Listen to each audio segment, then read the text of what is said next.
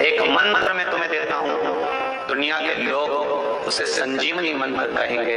ये वो मंत्र रहेगा जिस मंत्र का जाप तुम किसी मरे हुए व्यक्ति पर भी करोगे तो वो जीवित होकर बैठ जाएगा। संजीवनी मंत्र भगवान शंकर ने शुक्र को प्रदान कर दिया।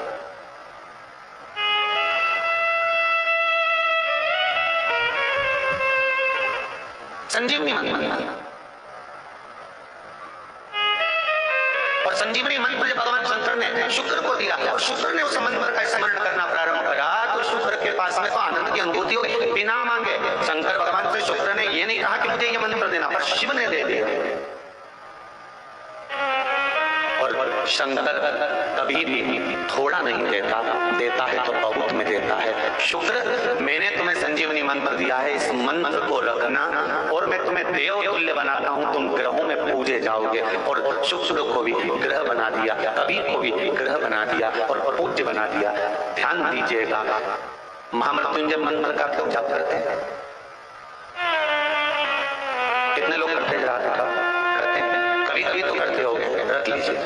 महामृत्युंजय मंत्र का यदि आप जाप करते हो और आपको मालूम पड़ गया कि शरीर में मुझे ये रोग हो गया है, मुझे शुगर हो गया है, मुझे बीपी हो गया है, मेरा ब्लड प्रेशर ऊंचा नीचा रह रहा है, कोई भयंकर रोग हो, मेरे रिश्तेदार को कोई कैंसर जैसा रोग हो गया, किसी को कोई थायराइड हो गया, किसी को कोई किडनी और लीवर में सूजन हो गई, किसी को कहीं किडनी और लीवर में तकलीफ हो गई, तो शिव महापुराण की कथा कहती है, नवग्रह शिव महापुराण की कथा कहती है कि बेलपत्री के वृक्ष के नीचे महामृत्युंजय मंत्र का जाप जो शुक्रवार की शुक्रवार घी का दिया लगाकर करता है, उसके रोग बाबा देवलीदेव महादेव समाप्त करते चले जाते हैं। ये संजीवनी मंत्र शुक्रवार के दिन भगवान शंकर को शुक्र को दिया था, इसलिए उसकी प्रधानता है। एक पात्र में जल और दूध ले लीजिए, शुक्रवार का दिन। तो कहोगे गुरुजी ये कथा कहां से निकाल के लाए हो? तो विष्णु पुराण में से आप उसको स्मरण कर सकते हो। गाय में से, विष्णु पुराण में से। एक पात्र में देसी गाय का दूध, जल उसमें रखकर, और आपके अगर लड्डू गोपाल हो, यदि आपके घर में ठाकुर जी हो, लड्डू गोपाल हो, विष्णु जी का कोई स्वरूप हो, श्री हरि का कोई स्वरूप हो, तो उस पर शुक्रवार के दिन आप संध्या के समय पर दुर्वा डालकर उस दुर्वा से अगर लक्ष्मी जी के नामों का 108 बार उच्चारण कर कर घी का दिया लगाकर कैसर के चावल साथ में रखकर केवल उसे जल का और दूध का मात्र छींटा देते हो तो उसके घर में कभी लक्ष्मी की कमी नहीं आ सकती, संपदा बढ़ती चली जाती है। 108 बार लक्ष्मी के नाम का मात्र उच्चारण कर लेने पर भगवान विष्णु के चरणारविंद पर, भगवान विष्णु के चरणों पर केवल उस दुर्वा का जल का दूध का सिंचन कर देने से भी लक्ष्मी की वृद्धि होती है। लक्ष्मी देती बढ़ती है। और दुर्वा का एक बहुत सुंदर गुण है महाराज, बहुत सुंदर गुण है दुर्वा का। जहां पर उसके भीतर गांठ आती है ना, वहां से 2 रास्ते बना देती है। बोलो बनाती कि नहीं बनाती? कभी दुर्वा देखी होगी आपने। जहां गांठ आई वहां 2 रास्ते बनाएगी, फिर गांठ आई फिर 2 रास्ते बनाएगी, फिर गांठ आई फिर 2 रास्ते बनाएगी। दुर्वा का क्रम ऐसा है कि हम भगवान को दुर्वा क्यों देते हैं, उसका कारण यह है कि मान लो हे परमात्मा, हे शंभु, हे गणेश, हे प्रभु नारायण, अगर मान लो मेरा एक रास्ता चलते चलते गांठ पड़ जाए, एक रास्ता मेरा बंद हो जाए, तो वहां से मेरे दूसरे रास्ते खोल देना। इसलिए दुर्वा भगवान को समर्पित करी जाती है। दुर्वा को समर्पित करने का क्रम ही यही है कि मेरे मार्ग खुल जाए, मेरी राह खुल जाए, मेरा मार्ग चारों तरफ खुलता चले। दुर्वा नीचे की ओर चलते चलते मार्ग खोलती चली जाती है।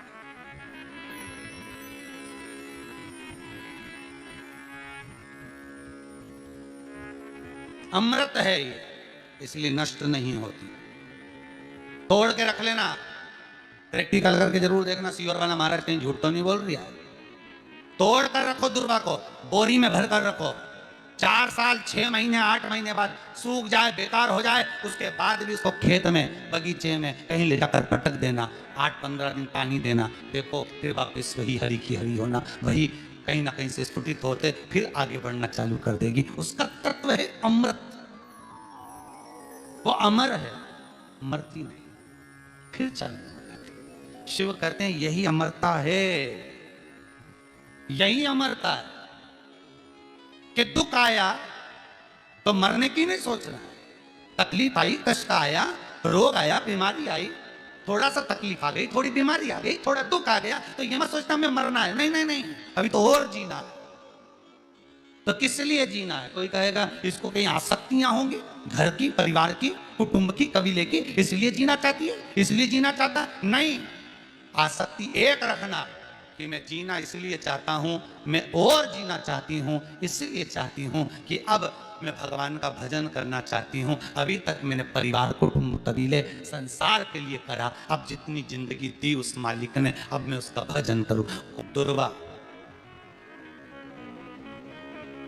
भगवान विष्णु को चढ़े, दुर्वा गणेश जी को चढ़े, दुर्वा शिव जी को चढ़े, दुर्वा ब्रह्मा को चढ़े, दुर्वा इंद्र को चढ़े, दुर्वा पितरों को चढ़े।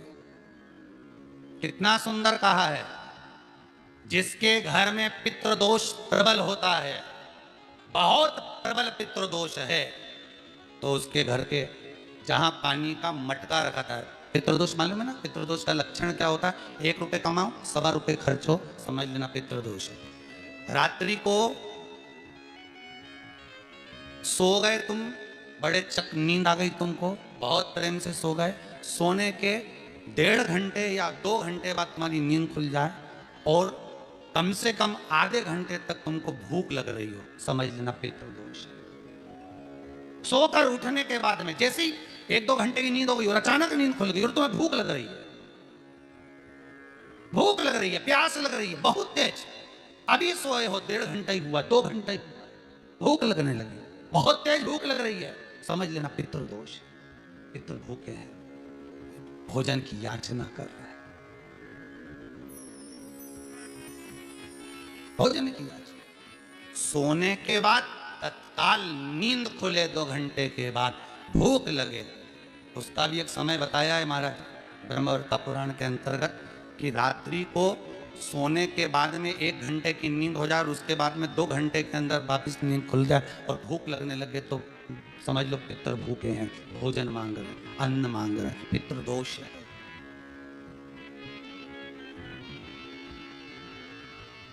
पितृदोष का कुछ कुछ वर्णन किया गया है।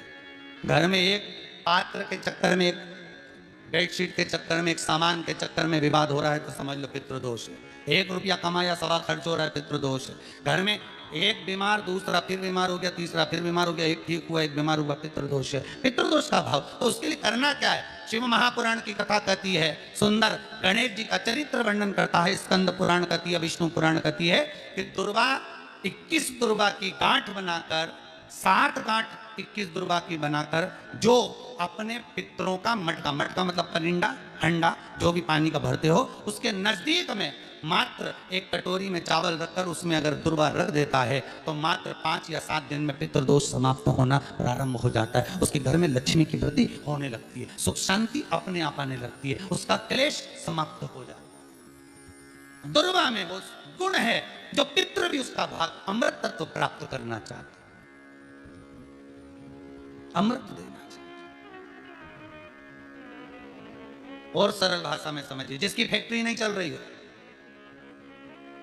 फैक्ट्री में बार बार कुछ तकलीफ आ रही हो, गाड़ियां नहीं चल रही हो, 4 व्हीलर गाड़ियां ले रखी हैं, कभी ट्रक गड़बड़ हो रहा है, कभी ट्रक में ये हो रहा है, कभी गाड़ी में ये हो रहा है, कभी बस में ये हो रहा है, बस एक काम करना, दुर्वा का थोड़ा सा भाग लेकर पानी के लोटे में उसको डालकर 5 अक्षत के दाने उसको पटक कर उस गाड़ी के अंदर उस कलश को रख दो, बस आधे घंटे के लिए, और उस पानी को चक्के के चारों तरफ डालते डालते जाइए दुर्वा के साथ में, तकलीफ नहीं देगा।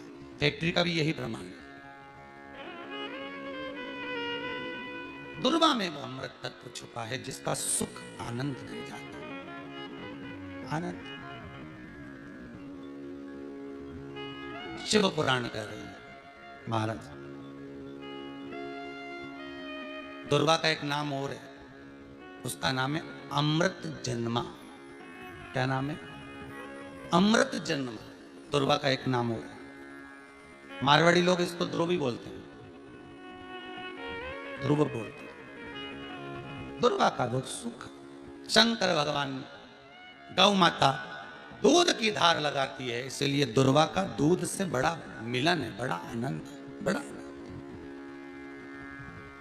बड़ा सुख है।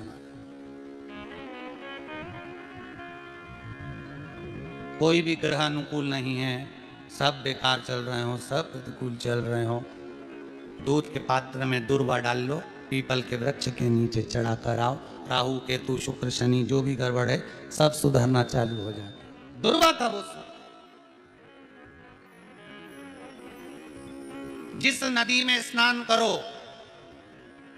तीर्थ में जाकर उस नदी के पास में कोई बगीचा लगा हो, वहां की दुर्वा को तोड़कर स्नान करते समय नदी में मात्र विसर्जन कर देने पर पितरों को पिंड पहुंच जाता है।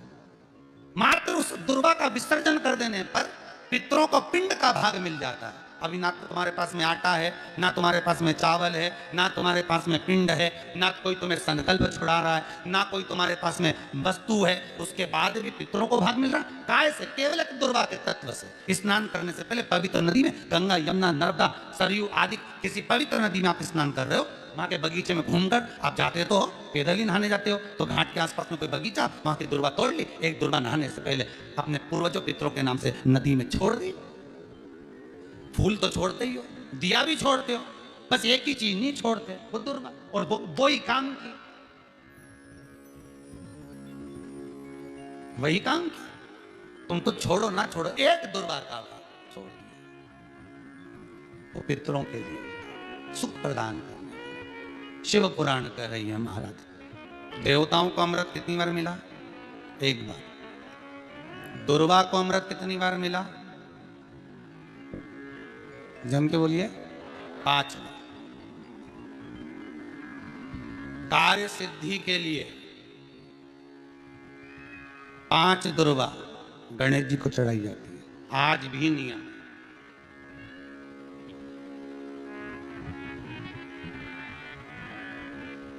कभी आपको मौका मिला हो और आपने रावण संहिता पढ़ी हो, कौन सी संहिता? रावण संहिता। क्योंकि रावण शिव का उपासक था, भजन करने वाला था। शिव तांडव स्तोत्र आज भी लोग रावण का एक आनंद में पढ़ते, तो शिव का उपासक है रावण, शंकर का उपासक। विद्वान भी था, ज्ञानवान भी था। वो तो देवता के हाथ से मरना था उसको, इसलिए उसने मांगा ही यही था, जो मांगा वो मिला। तो रावण संहिता अगर किसी ने पढ़ी हो तो उसको मालूम होगा, रावण संहिता में 4 तरह के तिलक का महत्व बताया। कितने तिलक? 4। उन 4 तिलक में सर्वश्रेष्ठ तिलक रावण बताता है। एक तिलक सर्वश्रेष्ठ है, वो है दुर्वा।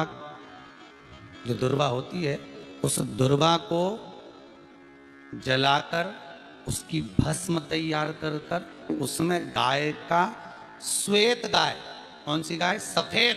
उस गाय के शरीर पर कोई दाग ना, उसके शरीर पर पूर्ण तरह से श्वेत हो, ना लाल उसमें कोई धब्बा हो, ना काला धब्बा हो, ना कोई कलर हो, बस केवल श्वेत।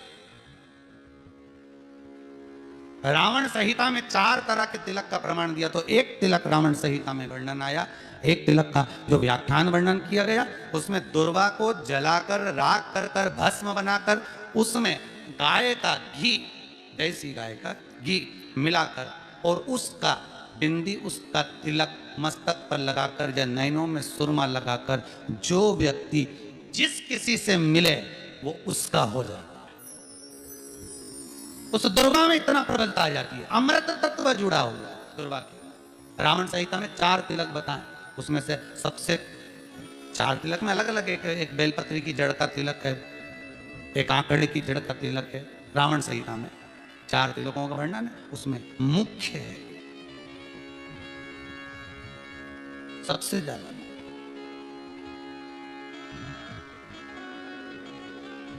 हम तो कहेंगे, अगर मान लो, वैसे तो नौकरी करने जाओ, सर्विस करने जाओ तो आंख में काजल लगा कर जा नहीं सकते, नहीं तो लोग ही कह देंगे कहाँ से आया है। मालूम पड़े तुम नौकरी के लिए इंटरव्यू देने जाओ और आंखों में काजल लगा के चले जाओ, तो फिर भी एक प्रयास करना, फिर भी एक प्रयास करना। उस दुर्वा का जो काजल बनाओ, मूछे हो, दाढ़ी हो, कहीं कहीं पर भी उसकी एक बिंदी लगा कर चले जाओ, वो असर करेगी और आपको वो जॉब मिल ही जाएगा, ये पक्का है।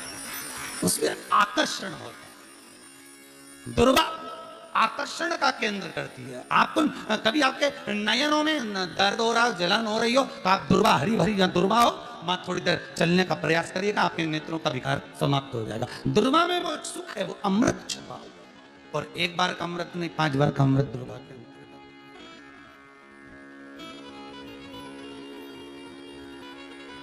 कौन से देवता हैं जिनके ऊपर दुर्वा का जल दूध में मिला हुआ छीटा जाए? श्वेत गाय के। देखो, दूध का प्रमाण बार बार दुर्वा के साथ आया, उसका कारण क्या है? क्या कारण हो सकता है उसका? उसका एक कारण है, समुद्र मंथन के समय पर सबसे पहले कुछ निकला था, तो समुद्र मंथन में सबसे पहले निकली थी गौ माता निकली थी। क्या निकली थी? गाय। सबसे पहले निकली थी गाय। और कितनी गाय निकली थी? 5। पहली नंदा, दूसरी सुभद्रा, तीसरी सुरभि, चौथी सुशीला, 5वीं बहुला। ये 5 गाय समुद्र मंथन में निकली। अब समुद्र मंथन में जब गौ माता निकली तो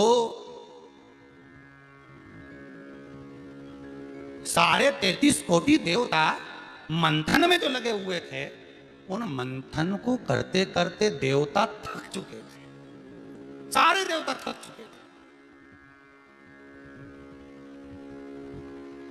बहुला सुरभि और सुशीला से बोली, सुभद्रा से बोली, नंदा से बोली, अपना काम है, एक काम करो, अपन आप रूप दूध की धार बहाना प्रारंभ करो। अपने आप दूध की धार हम पृथ्वी लोक में हम भेजें इन देवताओं के लिए, तो देवताओं को अमृत तत्व मिलेगा, आनंद होगा।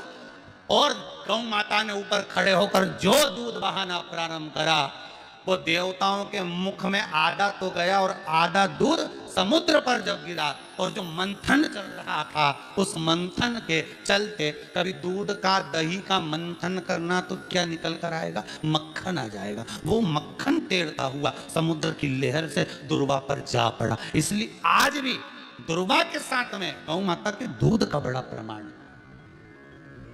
वो भी देसी गाय, जर्सी नहीं, विदेशी नहीं, देसी गाय। और देसी गाय का दूध का बड़ा बड़ा प्रमाण है सर। हम कई बार कथाओं में कहते हैं, जैसा खाया अन्न, बोलते जाओ, वैसा हो गया मन। जैसा पिया पानी, वैसी हो गई वाणी। और जैसा पिया दूध, वैसी बन गई बुद्ध। बुद्धि कैसे बनी है? दूध से। डब्बे का दूध पियोगे तो डब्बे हो जाओगे, थैली का दूध पियोगे तो थैली, बोतल का दूध पियोगे तो बोतल। दूध का बड़ा असर।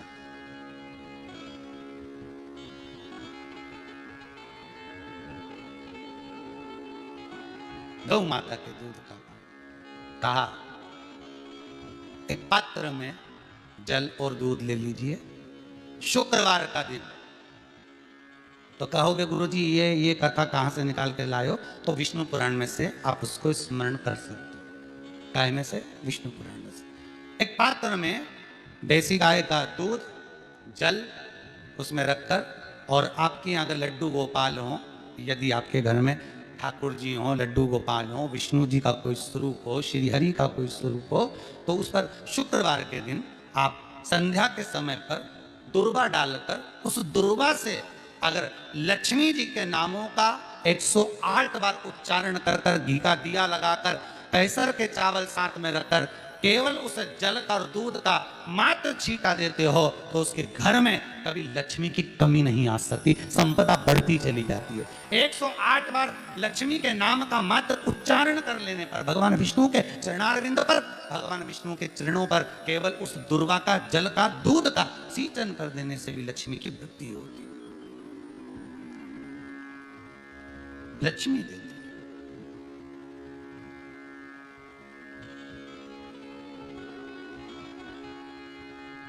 दुर्वा बढ़ती है, और दुर्वा का एक बहुत सुंदर गुण है महाराज, बहुत सुंदर गुण है दुर्वा का। जहां पर उसके भीतर गांठ आती है ना, वहां से 2 रास्ते बना देती है। बोलो, बनाती कि नहीं बनाती? कभी दुर्वा देखी होगी आपने? जहां गांठ आई वहां 2 रास्ते बनाइए, फिर गांठ आई, फिर 2 रास्ते बनाइए, फिर गांठ आई, फिर 2 रास्ते बनाइए। दुर्वा का क्रम ऐसा है कि हम भगवान को दुर्वा क्यों देते हैं, उसका कारण यह है कि मान लो हे परमात्मा, हे शंभु, हे गणेश, हे प्रभु नारायण, अगर मान लो मेरा एक रास्ता चलते चलते गांठ पड़ जाए, एक रास्ता मेरा बंद हो जाए, तो वहां से मेरे दूसरे रास्ते खोल देना। इसलिए दुर्वा भगवान को समर्पित करी जाती है। दुर्वा को समर्पित करने का क्रम ही यही है कि मेरे मार्ग खुल जाए, मेरी राह खुल जाए, मेरा मार्ग चारों तरफ खुलता चले। दुर्वा नीचे की ओर चलते चलते मार्ग खोलती चली जाती है।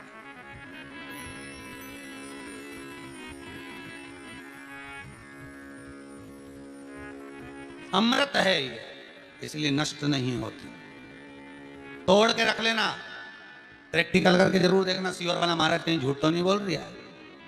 तोड़ कर रखो दुर्वा को, बोरी में भर कर रखो, 4 साल 6 महीने 8 महीने बाद सूख जाए, बेकार हो जाए, उसके बाद भी उसको खेत में, बगीचे में कहीं ले जाकर पटक देना, 8-15 दिन पानी देना, देखो फिर वापस वही हरी की हरी होना, वही कहीं ना कहीं से स्फुटित होते फिर आगे बढ़ना चालू कर देगी। उसका तत्व है अमृत,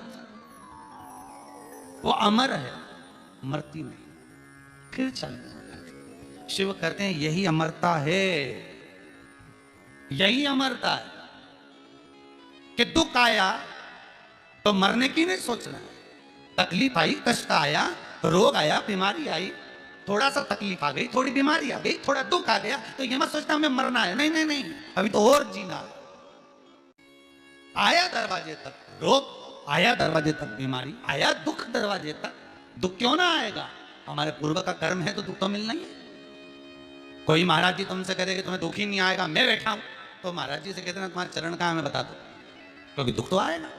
जैसी करनी वैसी करनी। जो पूर्व में कर कर आए हो, भले आज तुम किसी को दुख नहीं दे रहे, भले आज तुम किसी को तकलीफ नहीं दे रहे, पर पूर्व का कर कर आए हो वो तो भोगना पड़ेगा। 2 कारणों से मनुष्य का शरीर मिलता है, एक कर्म का भोग भोगने के लिए, दूसरा भगवान का भजन करने के लिए। भजन भी करो और दुख भी भोगो। जो मिला है किस्मत में, बड़े प्रेम से मिला, ना जाने क्यों मिला इतना दुख, उसका कारण होगा। वो कारण को ढूंढना बाद में, अपने को ढूंढने की जरूरत भी क्या है? तो भजन करो, भजन करोगे तो दुख कटेगा। मंदिर जाने से दुख नहीं कट रहा, दुख कैसे कट रहा है? मंत्र जपने से, नाम जपने से, राम कहने से, कृष्ण कहने से, शिव कहने से, भवानी कहने से। मंत्र जितना जपोगे उतना दुख कटता चले जाएगा, उतना दुख।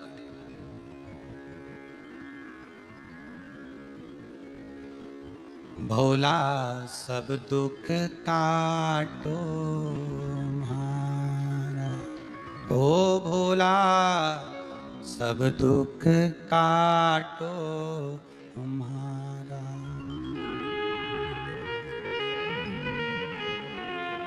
शिव शंकर जपूं तेरी माला।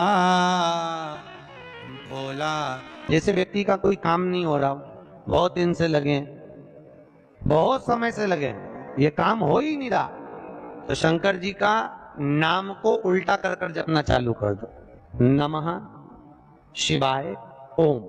आपको लगे कि आपके घर में शांति बिल्कुल नहीं, क्लेश बहुत ज्यादा, बहुत ज्यादा तकलीफ, हमारे घर में कुछ न कुछ जरा सी बात पर विवाद होता ही है, तो प्रयास करिएगा कि आप काली तिल थोड़ी सी, एक काली मिर्च और 7 लौंग, क्या क्या तिल चीजें हैं?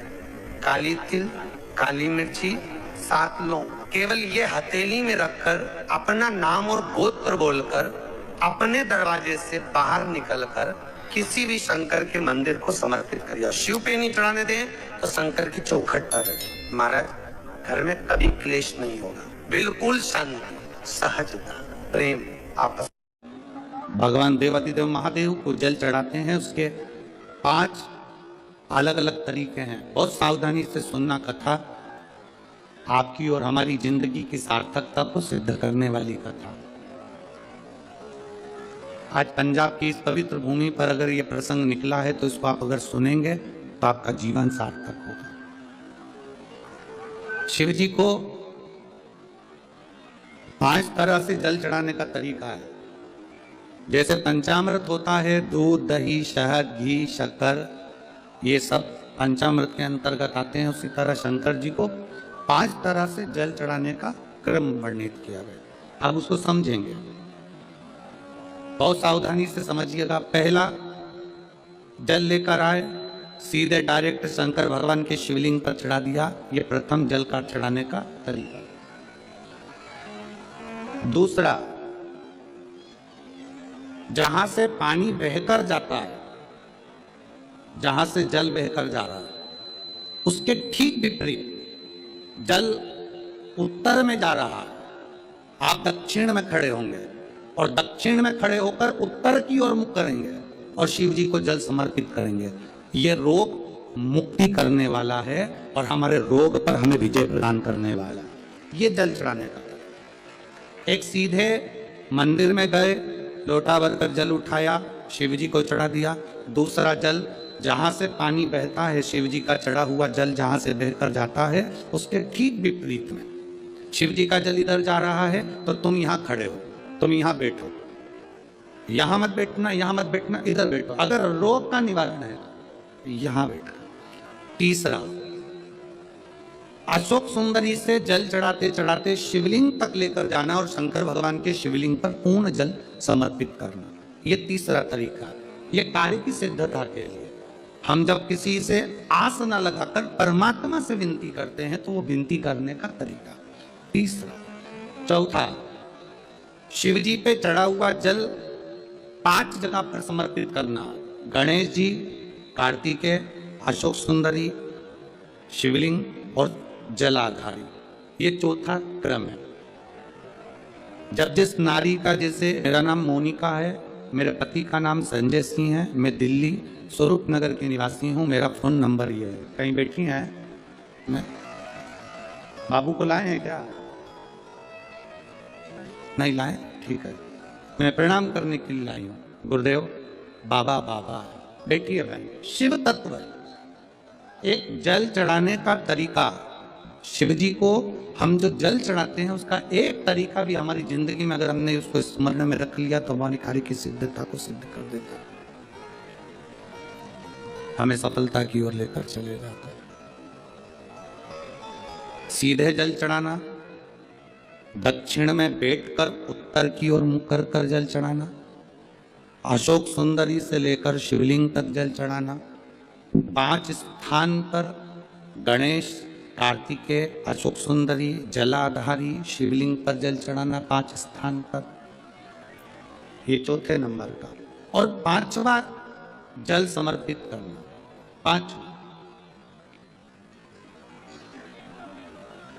5वें नंबर का।